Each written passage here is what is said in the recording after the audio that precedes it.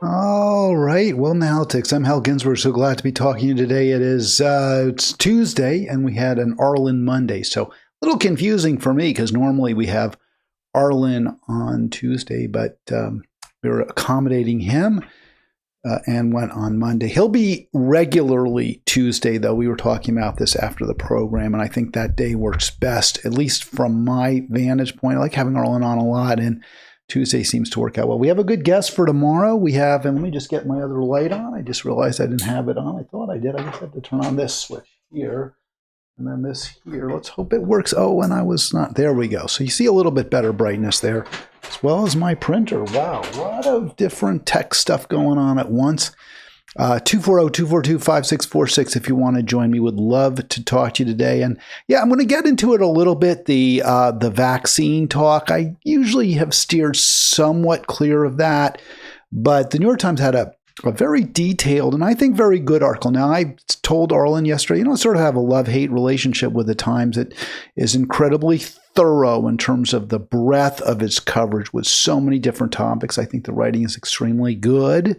Clearly, the people there are the top of their game, right? I mean, it's probably if you're a reporter, that's about as good as it gets, as writing for the New York Times. So no question about it. But the editorial positions have been very, very weak. They clearly protect corporate interests. They protect their advertisers, even when it's at the expense of the truth. And, well, that can be only disappointing, disheartening for anyone of us who views the current plutocracy, which is also a cockistocracy, rule of the worst. People think, well, they're smart. They got to the top of their profession. They're in tech, law, industry. They must be banking. They must be really smart people. And yeah, I think they're smart. The rulers of the universe, whatever they call themselves, master of the universe, but they're terrible people. They're selfish. They're greedy. They put their own self-interest above everything and exclude everything else. They're narcissists. And even if they went into business maybe with good intentions, maybe they thought, hey, I can do something good with if I'm successful, they so often don't. So, we live in a world where the richest and most powerful lord it over everyone else. And the New York Times has failed miserably, signally, to acknowledge that reality and to fight it, in part because they're privileged too. The people who run the paper have a lot of influence, a lot of power. Maybe not as much as obviously the CEOs of giant corporations or the president, but they still have quite a bit of sway, and they like that. And they're not going to fight for a truly just society, because that would mean they personally would have a little less than they do now, and they won't do it. And that is, why I have huge problems with that newspaper.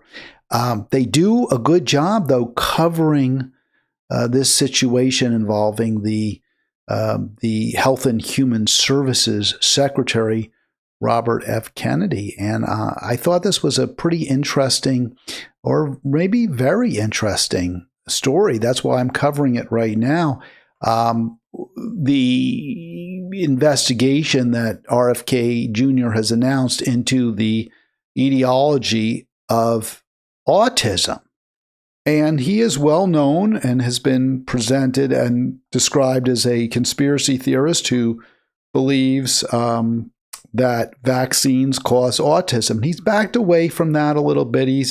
He's tried to argue in certain cases the evidence is equivocal, but it's not. There was a couple of stories that came out some time ago, research papers that concluded that thimerosal, a mercury compound that had been in the past used as a medium in which the vaccines, like the rubella, mumps, various vaccines were being stored in this thimerosal compound, a mercury derivative, could have somehow, that mercury, which is a toxin, could have somehow caused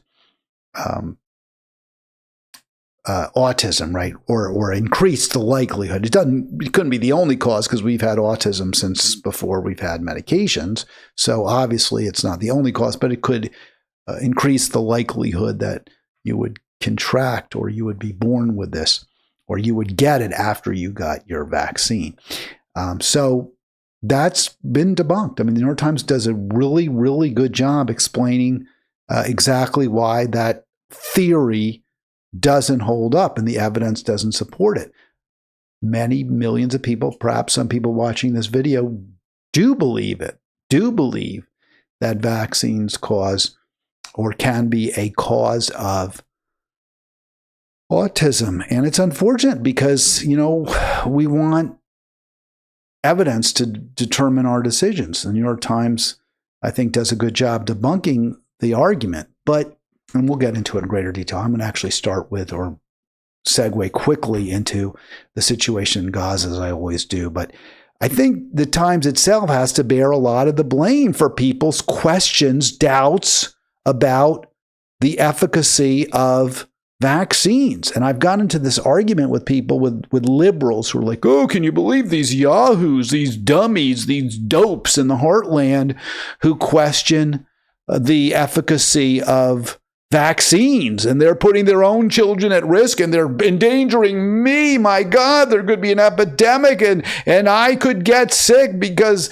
maybe I don't have perfect immunity from the vaccines. And that's why we need herd immunity. And it's not a complete nonsensical view, but it also completely ignores the reality, which is that people have very good reason to question authority in this country, that people have very good reason to doubt the legitimacy of articles, the truth in the New York Times. We live in a profoundly dishonest world, and the truth is often very hard to ascertain.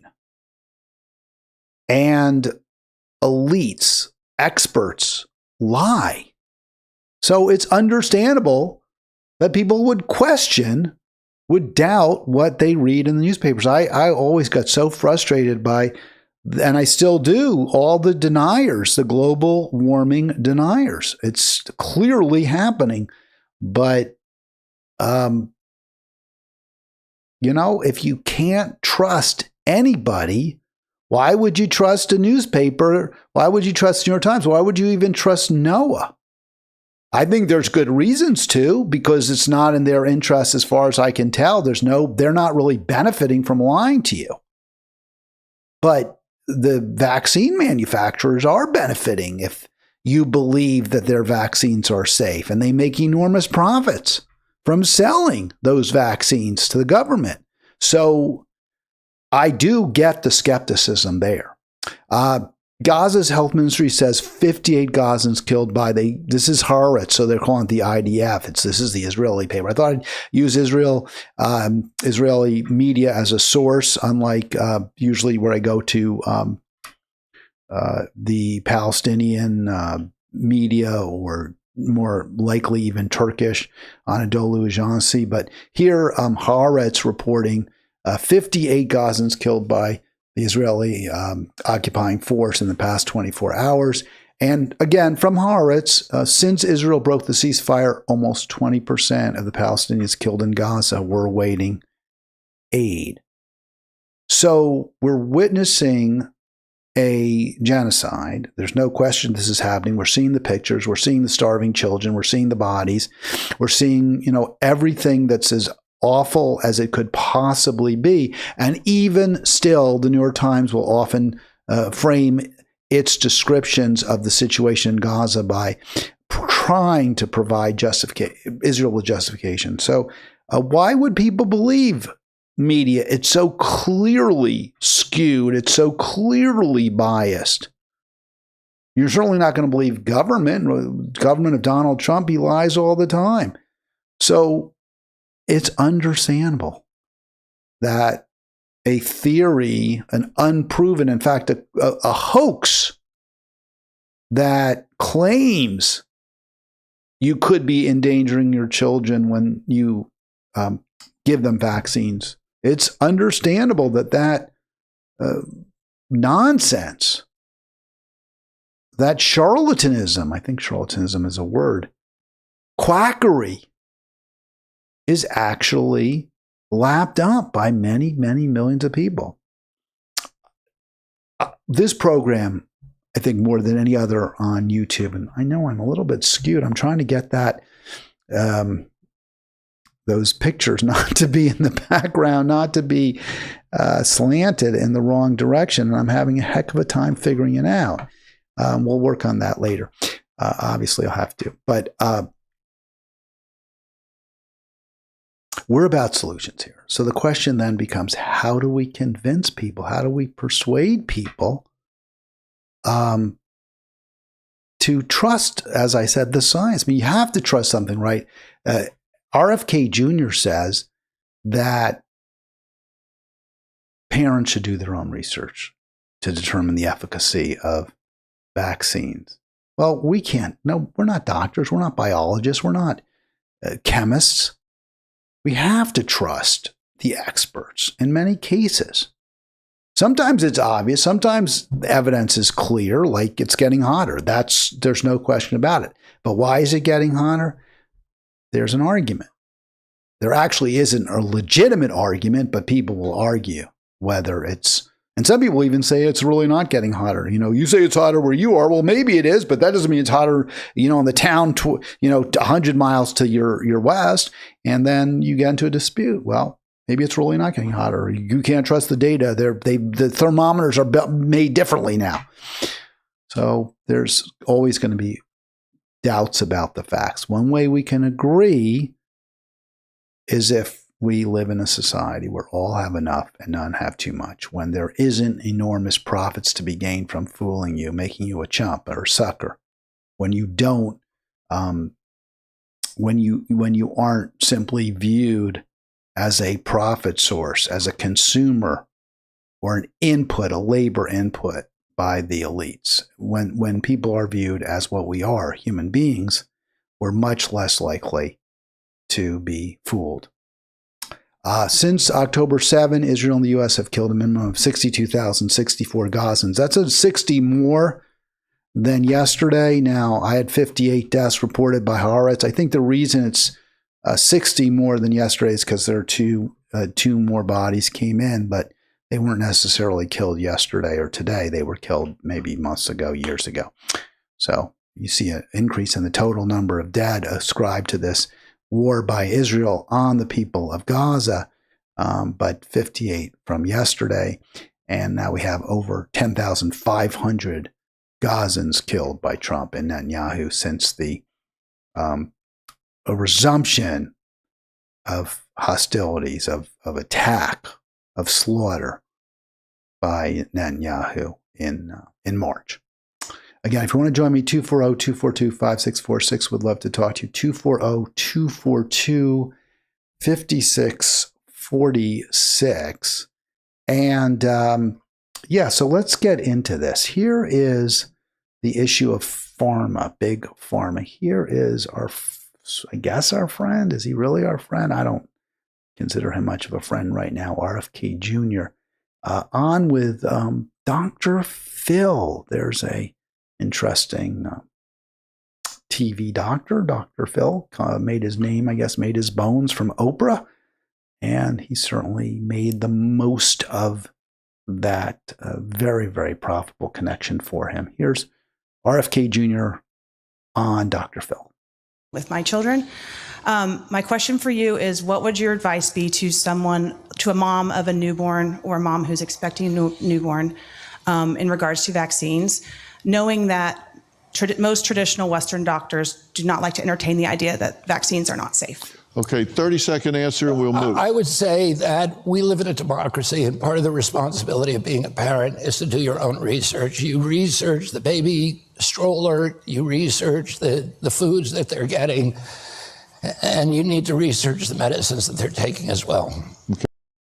Yeah, so is that legit? I mean, it sounds so reasonable. It really does. Well, you research your stroller, and it's true, right? I mean, we do, right? I mean, I remember when we had our kids, my wife looked into this, and I guess we did Consumer Reports, and you Google and you find out what friends say which strollers they like and what's the hot stroller and all that. So there's truth to that. It seems plausible.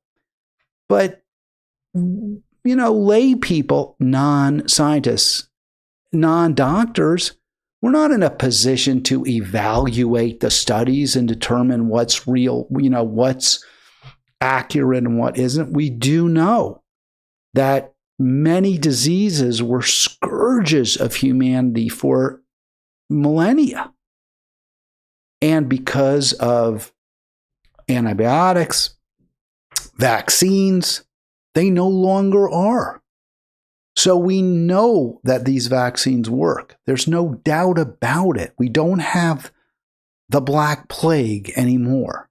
We don't have people walking our cities disfigured by smallpox scars. These treatments, they work. It's a remarkable achievement by science. And yet, somebody sounds reasonable. Well, I don't know. Maybe these vaccines aren't so safe. Maybe you need to do your own research. You're responsible. That's a very, very dangerous position. It jeopardizes people because they get nervous. They don't know. Should we do it? Shouldn't we do it? There's stress. And at some point, when you live in a complex, interconnected society, we're all tied together. You have to, at some point, trust the experts. Now, I think you should have skepticism. You shouldn't trust them blindly. And given our for-profit healthcare system, in which drug manufacturers and doctors too are very incentivized to fool you, to make you believe that their treatment will work, you have to take everything with a grain of salt. But there's unanimity, except for a few crackpots, kooks, and maybe phonies, that vaccines don't cause autism, that they don't endanger your kids. Now, there can be side effects. We know that. You get you get the prick or whatever, it hurts. You could get a little bit of swelling. Yeah. Jimmy Dore has made the point over and over. He's one of the, I like Jimmy in a lot of ways, and I think he's done some really important work. But his attacks on, and I think often unwarranted attacks on the COVID vaccines have done a tremendous amount of damage. And when he does discuss the COVID vaccine, he speaks with an absolute certitude that there shouldn't have been mass vaccines. It shouldn't have been required. There shouldn't have been, some type of quarantining. And I think that the jury's very, very out on that. He's far from correct. We don't know that he's right. In fact, many countries that had lower rates of vaccination had higher death rates. There are a lot of factors at play. So what Jimmy has to say is really not trustworthy. That said, what the government should have done is guarantee that everyone had enough. And there were COVID relief that was provided, but it shouldn't have been loans. It should have been, these are, monies that you get to tide you through the rough time. That type of doubting the science is dangerous unless you have real strong evidence on your side, or at least some evidence. And I make one other point. One thing Jimmy was right about, and I agreed, and I thought he was right from the beginning, was to be very skeptical of the official story that the vaccine was transmitted from a bat or from some type of contaminated animal at the market there in Wuhan, China. That was always of some dubiousness, that theory. And it's understandable why it was propounded by science, why it was propounded by the NIH, because they were involved in the research. They were participating in a gain of function activity, which very likely did cause the worldwide pandemic. But that doesn't mean vaccines don't work. It just means that we need to do much better oversight. We need to do our research in the United States. We shouldn't be sending it out to China. We shouldn't be funding research in a country that we don't have a lot of ability to monitor and oversee. But that doesn't mean the vaccines ultimately weren't effective, didn't have some impact, and they did. Now, maybe it was overstated, maybe this, we can argue that. All of that, however, doesn't in any way impact on the question of whether vaccines cause autism. They just simply don't. Evidence is overwhelming. And I bring this up not, again, to try to shame people to who maybe, you're not going to believe me. If I say something, you're not going to believe the New York Times. It's to say to those of us who are concerned, to those who want to, have a kind of a shared sense of what the evidence is, the shared sense of reality. So we're not all living in our own worlds. We have some sort of consensus. That's only going to happen. We're only going to get back to a place like that. And I think as far as I can tell, 40s, 50s, 60s, maybe 70s, Americans were more on the same page on a lot of issues. And the biggest reason, there was so much less inequality. There wasn't an enormous amount of profit that you could glean by lying to people, fooling them, making chumps of them, peddling snake oil. You could make money, but you couldn't get fantabulously wealthy because almost nobody was. It was like one billionaire, right? Getty, J. Paul Getty. John D. Rockefeller was the only billionaire in this country in the 1930s. We didn't have, and it's not just, because of inflation. There wasn't this massive disparity, which causes all manner of pathologies, including people believing nonsense, including people believing conspiracy theories, including people not knowing where to turn. And one reason you're going to believe a conspiracy theory is because why would you believe the New York Times when it tells you it's false? The New York Times, they are not calling what Israel's doing genocide. They're not being honest about it.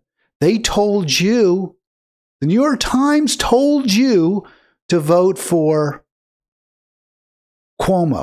Andrew Cuomo over Zoran Mondani. That's how fundamentally dishonest they are. That's how much they're not on your side.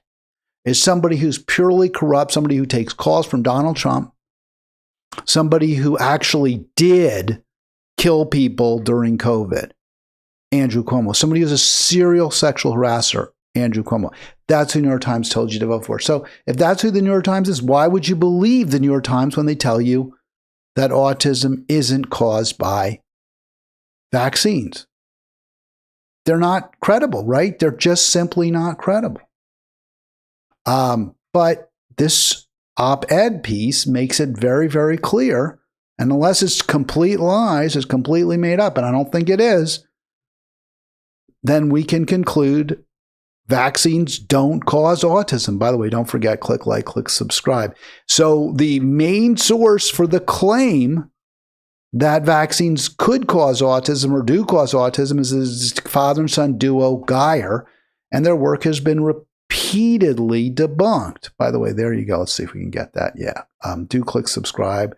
I'm also going to put up that Halitics circle. Hopefully, it's in the bottom right corner, which is where you can subscribe if you click that Halitics circle. Just click, by the way, sort of mimics my oval there, Halitics at YouTube, which we do hope you'll call. And please do click subscribe. Join Halitics on Facebook. It's a lot. I'm seeing growth. It's funny because the recent videos haven't done great. I have to admit. I mean, it's not like I'm admitting. I mean, you can just see the numbers. They haven't done great. But I am seeing growth in subscriptions, and I am seeing growth in Facebook. So who knows what's going on here? Let's you're seeing it too if you go to the page. I mean, it ticks up. Maybe we'll get that viral video that, everyone wants so badly. It'll see a giant jump. But again, what we need, all of our institutions are failing us. Yes, the New York Times does a really good job in this area. But the thing is, in this area, the truth actually kind of benefits the paper. That's why they're telling it to you. It benefits its advertisers, Big Pharma.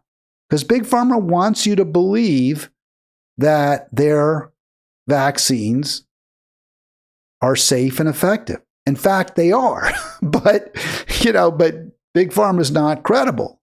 So it really is a really tough situation. That's again why if we tax these giant corporations, we tax their billionaire owners, so they weren't billionaires anymore. We took away a lot of the profit. People would act out of the goodness of their heart. And we would feel more comfortable, right? We would feel more confident. We know the cure for polio, Dr. Salk, he gave it to humanity. He said, yeah, I'm not going to profit from it because I know some people will doubt it really works and they won't use it. They won't take the polio vaccine and it won't save as many lives. So I'm going to give it to humanity. I'm going to give away my patent. Now, it was a very generous thing to do, and he could have made millions. In today's world, I don't think the doctor who finds a cure for cancer or for, a scourge like cancer, which polio was, I think it would be much harder to give it away. Dr. Salk lived in a world where doctors were highly respected, were well paid, were well compensated, lived good lives, lived very solid middle class to upper class lifestyles. That's not the world that doctors live in today. A few doctors make millions. If you come up with a cure for a disease, you make billions. And you live so much better than everyone else. You and your family are set for generations, for centuries, perhaps for millennia. You're giving up an awful lot if you give up the patent for a drug like, the polio vaccine. And because of that, because those types of, you see the scammers, the phonies, right? That Dr. Elizabeth Holmes? She's in jail now. She came up with a totally BS process for blood work. But she scammed millions and hundreds of millions, I think, out of people. You see that type of activity, those hoaxes, the fraudsters. They're always going to be with us, but they're going to be far more of them, far more aggressive when there's the kind of money at stake, the kind of quality of life differential between a few at the bottom, between virtually everyone at the bottom and a very tiny number at the top. And you can see that. Look, this group, the Geyers, the ones who are questioning, who claim autism is caused by vaccines, they're charging very expensive, monthly fees for unproven therapies. Medical licenses were suspended and the like, revoked and suspended. Now, again, you could say, but hell, that doesn't mean anything because those license boards are under the thumb of Big Pharma. They stack them with traditional Western medicine type doctors who don't question the drugs that they've been told work. And I don't completely reject that. But you've got to come up with something. You got to come up with some proof, some evidence. You can say, yeah, I don't trust Big Pharma. Okay, don't trust them. But what's the basis for you claiming that these vaccines don't, not only are not effective to save lives, but cause cause autism or some other problem. And there's none. They just aren't there. But, people will believe what they believe because we live in a profoundly dishonest world, a world where liars and cheats become president, become dictators, become CEOs. That's the world we live in now. Until we change that, this will continue. 70 studies since this original debunked study by this guy Wakefield, not the Geyers, the original one, which claimed, I think, the thimerosal was the cause of autism. 70 studies since, 26, so a number of them have linked vaccines to autism. Most 43 have found no link. But the problem with the 26 is most of those are tied to the Geyers. 2/3, according to the Times, 2/3. So just this one duo who have been,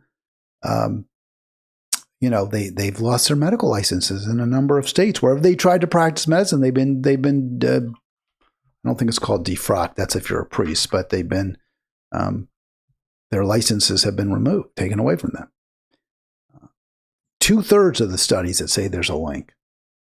And it's very obvious. Their methodologies are very dubious, very questionable. They choose control studies that include patients from time periods that aren't included in the random in the clinical group. So you don't have an apples to apples comparison. When you're saying, well, our control group showed fewer incidents of autism, our control group had fewer incidents of autism than our clinical sampling, because the clinical sampling were people who had received these vaccines and the control group didn't. But the problem is, if the control group includes only people from an earlier time period and the clinical group includes people from a later time period, well, the people in the later time period were diagnosed at a time when there's a lot more sensitivity to autism. In other words, doctors are more likely to find autism, certain symptoms that might previously not have been led to a diagnosis of autism do. So you need to choose the exact same time frame. You have to have people from the exact same time frame when you compare those who got shots and those who didn't. Because if you look at people from a later time frame, you're going to find more people with who are diagnosed with autism, because they're more sensitive, right? The diagnostic tests have changed. And they continue to show over. I mean, I don't want to belabor this to too great a degree, but the article in the Times is extremely thorough and extremely persuasive. It seems, unless there's something just fundamentally false, it's like the evidence that there's global burning, right? It's overwhelming.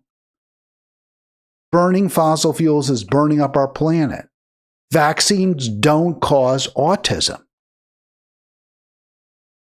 Of the studies that the Geyers didn't do, 4 were retracted for data manipulation, flawed methods, or undisclosed conflicts of interest. So it's clear that there's no real, there's no body of evidence that has been confirmed to show that vaccines cause autism. And yet we believe it. Many of us do. Yet we have this Health and Human Services clown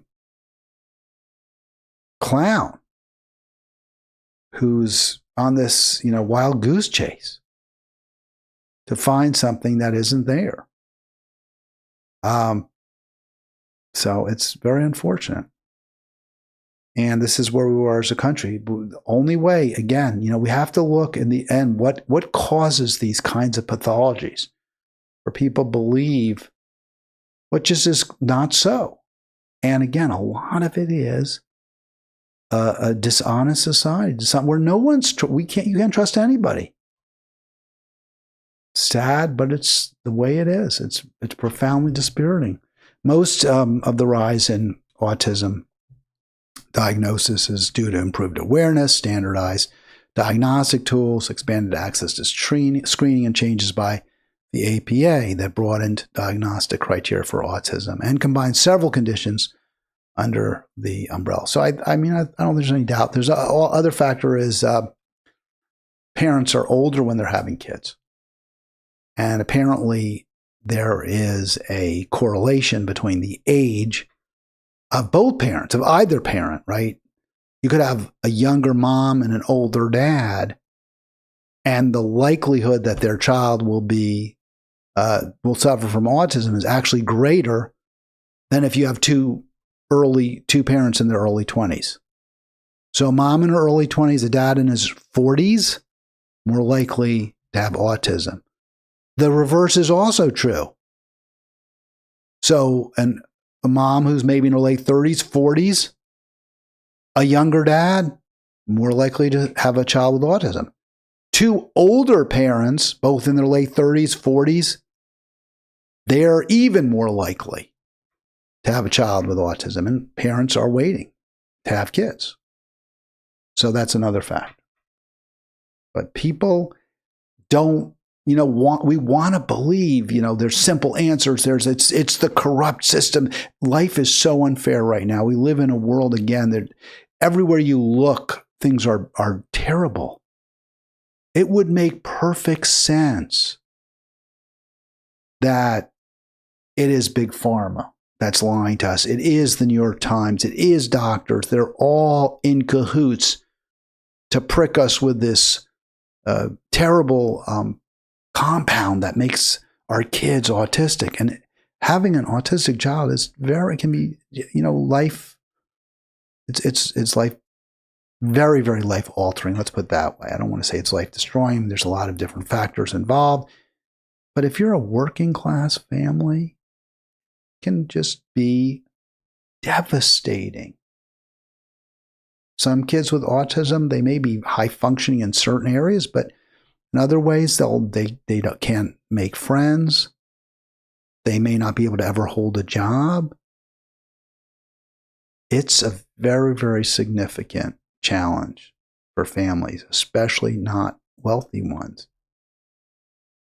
And you are going to look for causes. You're going to look and say, well, wait, my life sucks. The bankers have trying to foreclose on me. I have to can't afford education for my kids. And now my youngest is this disease that means they'll probably be dependent on me for the rest of my life. Yeah, you're going to look for someone to blame, to point the finger at, just as we look to immigrants to blame for the problems that are much more likely caused by the billionaire class.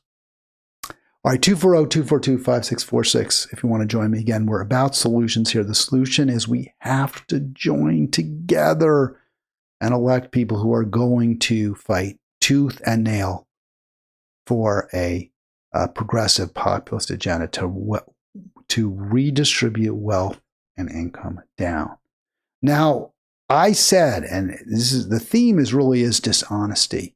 Dishonesty across the board, dishonesty in our institutions, our elected politicians, whether a politician like RFK Jr., who was nominated and appointed to his position by Trump, or the Democratic leader, the Democratic misleader, Hakeem Jeffries. So I want to, first of all, just a quick shout out or hat tip, whatever term you want to use, credit to the Majority Report, which is the CM Cedar program. That's where I first saw this video.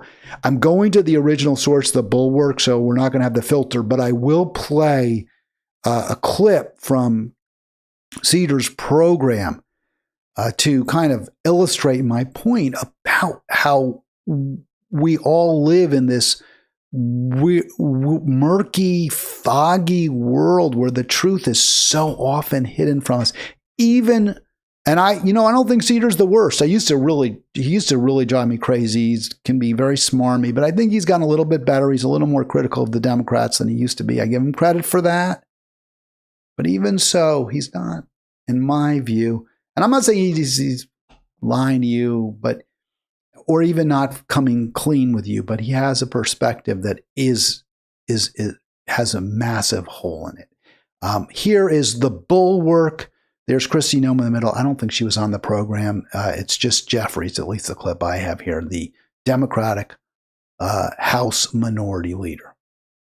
This guy is totally out of control at 1600 Pennsylvania Avenue, Donald Trump. Yeah. And he's breaking every norm. It's, unprecedented levels of chaos and cruelty and corruption. So, of course, this is like an all hands on deck, DEFCON 1 situation every hour, every day, every week, every month, this year, next year. All right, I'm going to stop it. That's just the intro, but he's selected that from a portion of the video, the Bulwark editor, right? I don't know if it's the host. You see him there. But he selected that snippet to lead off. And Jeffries is correctly describing how serious things are under this administration. All the gerrymandering, the efforts to maintain power, regardless of the preferences of the American public. It's profoundly anti-democratic. And Jeffries is saying, all hands on deck. What's funny about that, what's ironic, is this guy was just telling us a few months ago, there's nothing we can do. We don't have a majority. We're the minority in the House. We're the minority in the Senate. We don't have the courts. So he's crying the blues. He's whining about how he has no power whatsoever. Now suddenly on the Bulwark, I've got to be working my ass off here to stop Trump. And why is he going to be working so hard? What does that mean? What's the implication of all that tough work going all over the place? Well, that's why he's not going to endorse Zohran Mamdani. So here's the clip where the host, and I thought this host did a real good job of this, but he's just saying, hey, why aren't you endorsing Mamdani? I was a Republican up till 2 minutes ago, and I'm a capitalist, and I had Zohran on, and I went at him on a variety of issues we disagree on, but it's not really a close call, is it? You have a corrupt mayor that is doing deals with Donald Trump. You had a guy that had to resign in disgrace that already lost a Democratic primary. It's not a close call, right? Why not just endorse him and then work with him? Well, I think. Right. So, it's such a great question because, Jeffries is talking, we've got to stop Trump. We've got to fight the gerrymander. We've got to present Democrats as the superior alternative to Trump. And this guy's like, well, then why don't you endorse Mamdani? Why? I don't understand. Because, obviously you should. Mamdani is a popular Democrat. He's the most popular Democrat. He actually really is activating people, exciting people, rallying them. And there's no reason not to endorse him, except, of course, the donor class, the billionaires that put Jeffries where he is. They're saying, you can't endorse him. We don't want a mayor who's committed to affordable housing. We don't want a mayor who's committed to raising taxes on Wall Street and the commercial banks. We don't want a mayor who's committed to putting city-owned groceries in food deserts, because that will slightly reduce the profits of the massive supermarket industry that squeezes every penny it can out of New Yorkers for their very scarce dollars. So that's the reason. That's the only reason that Hakeem Jeffries isn't endorsing Mamdani. And in fact, even though, as the host points out, you've got these incredibly corrupt people running against Mamdani, and it's a no-brainer. I don't even agree with Mamdani, the host saying. Now, Hal doesn't agree, the host does. It doesn't matter. Endorse the guy. And Jeffries won't do it. And it's because he is corrupt, because he is fundamentally not on the side of his constituents. He is fundamentally in office. He views himself there as a representative of the billionaires. And he takes their money, and that's how come he keeps getting elected. And I'm sure he has some sort of golden parachute. I don't know how much money he has.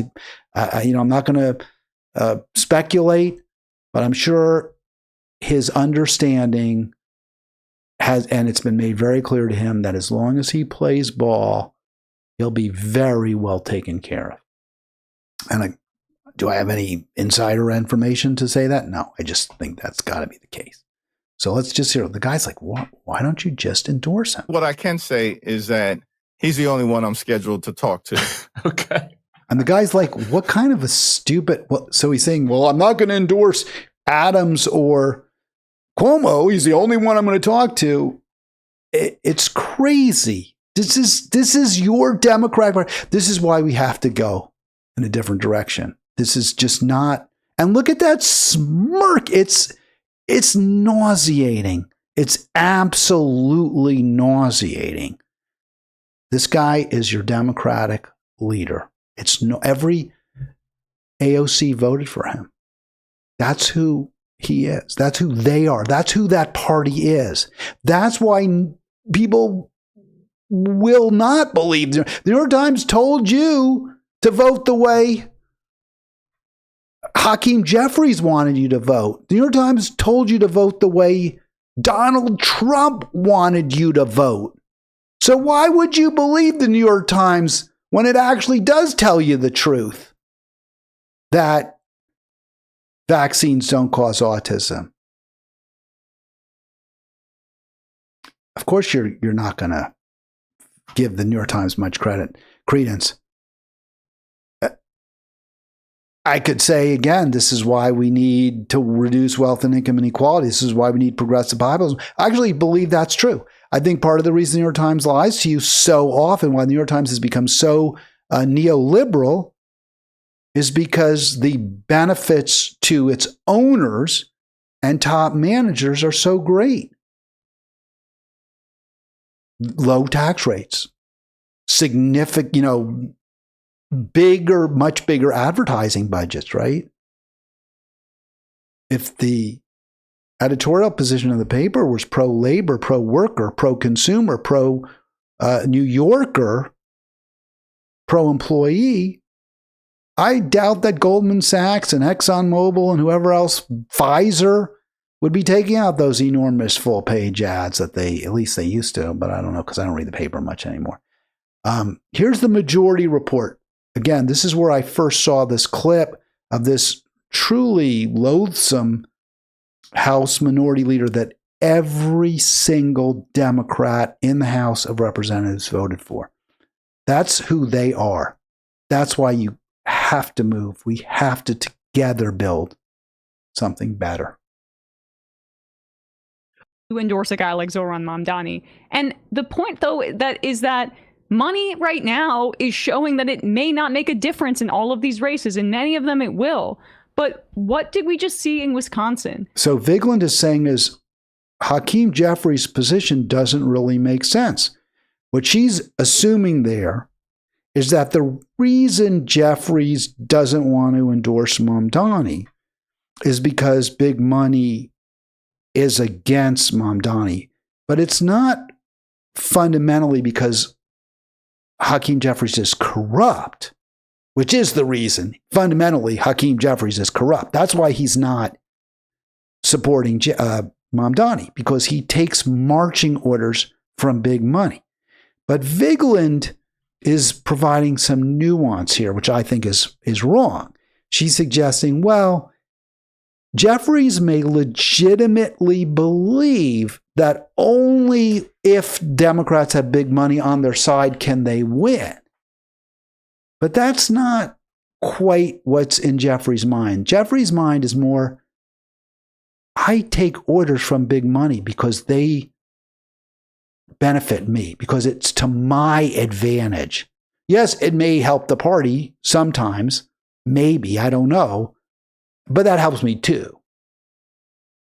But at no time are the interests of the people actually in his mind. At no time is the question of whose policies will be better, who will be less corrupt. I mean, the Bulwark host couldn't believe it. He's like, it's so incredibly obvious that you should endorse Zoran Mamdani. Even if I don't even agree with the guy, compared to the other choices, you have no choice. And Vigeland is saying, well, maybe she's suggesting maybe, just maybe, Jeffries is worried about Democratic fundraising from a more party leader standpoint, as opposed to just self-interest, that maybe he really is putting the party first, and he wrongly thinks the party needs that money. That's not what's going on. What's going on is he's bought, he's paid for. He's paid for by the Israeli lobby. He's paid for, he's owned by Wall Street.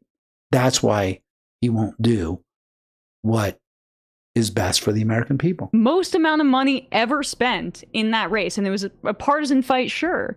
But Elon Musk's money didn't matter. In fact, it drew more attention to the race. If AIPAC spends, it's going to draw more attention to any race against in this country. What? Go on. Do you know who spent a lot of money back in 24?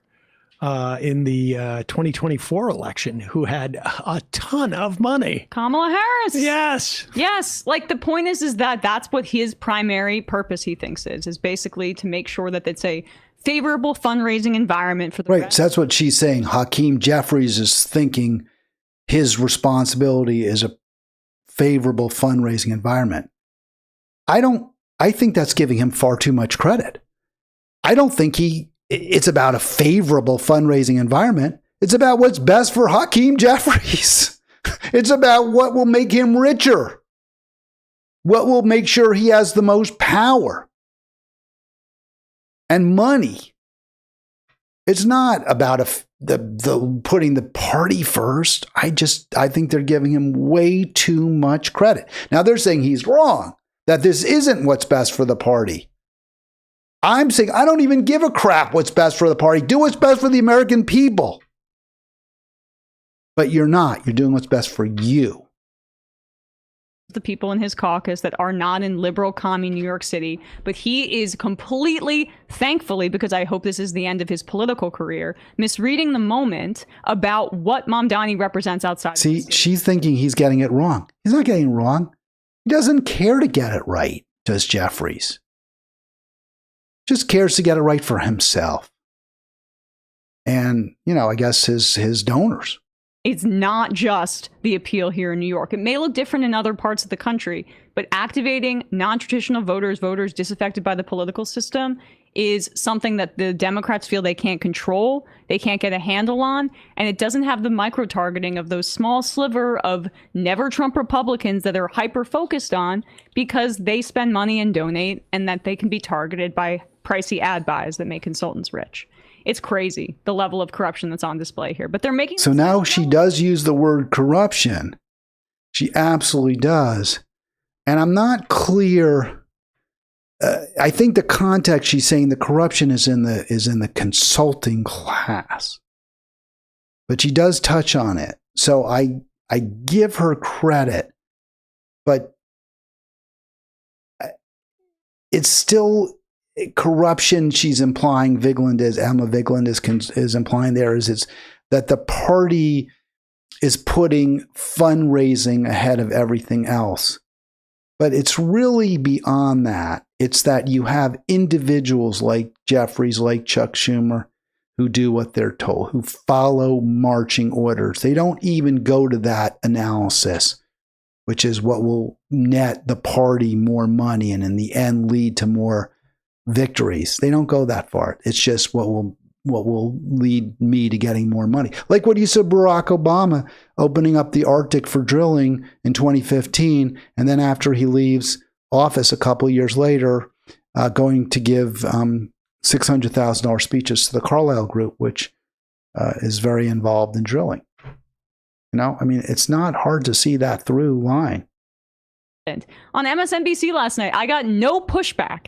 None at all from people on this panel when I was saying that there needs to be a leadership change overall. This is like widely agreed upon right now within the Democratic Party. So we have to keep putting our thumb in this bullet hole and create more pain for them, because it gives us an opportunity to transform the party.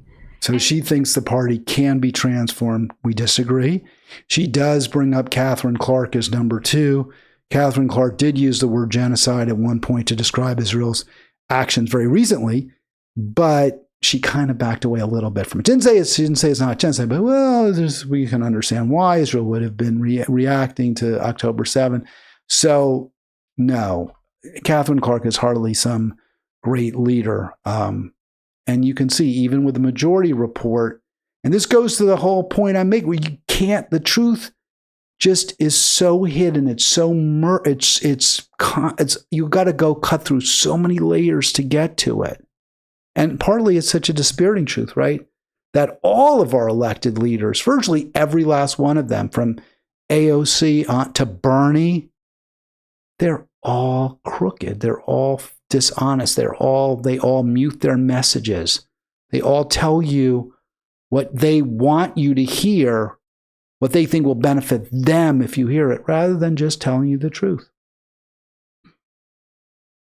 Media also. So Stephanie called the other day to complain about Mayor Pete Buttigieg's nonsensical response to Israel, and whether we should cut Israel off, whether we should continue to support Israel, or really the question actually was whether the U.S. should recognize a Palestinian state.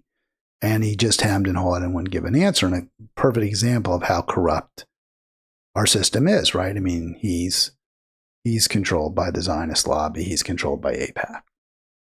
Corrupt. So he responds to criticism and says, well, yeah, we're all sickened by what we're seeing, but doesn't really call Israel out. This isn't about Buttigieg. I can't stand that guy. I'm not going to even consider him as a potential vote. And it's, period. I'm not going to vote for him in 2028 if he gets the nomination or not. I'm not going to vote for him. But the point is, it's the whole party that doesn't tell you the truth ever, as we saw over and over again, it's about messaging. It's how can we get over on you? How can we sell you a turd sandwich and try to convince you that it's really ham and Swiss?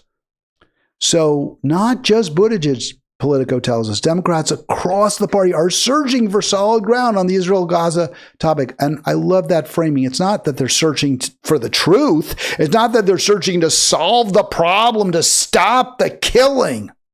Because that's what they should be doing. Their entire goal, their mission should be to stop the killing, or at a bare minimum, stop us from supporting that genocide. But no, they're just ambitious. We're just seeing ambitious Dems reevaluating their position. So I'm always curious about Ruben Gallego in Arizona, because AOC told us what a great job he and his conservative colleague there, Mark Kelly, are doing. So this champion of the people of Arizona, what's his answer? What should we do about Gaza? How should we respond?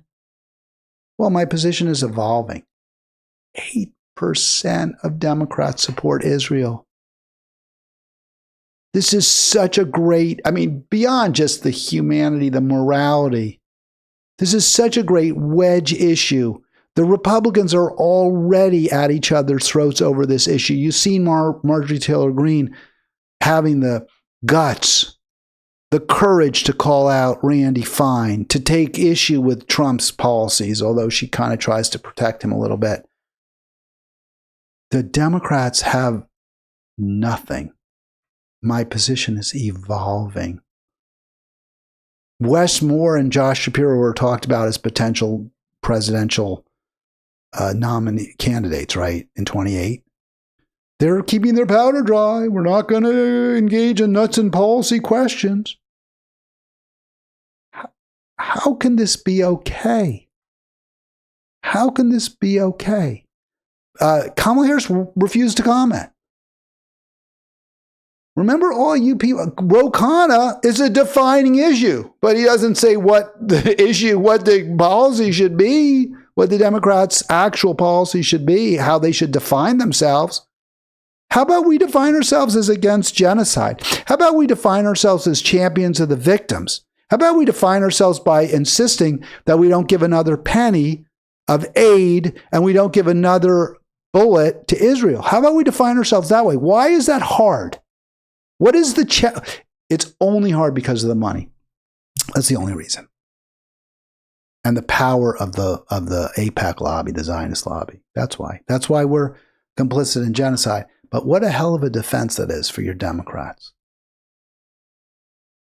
People told me, remember, oh, well, Kamala, she probably really does care. We believe it. She said things that make us think she cares. She's not in office. All she has to do is say, it's awful what Israel's doing. It's wrong. We have to stop it.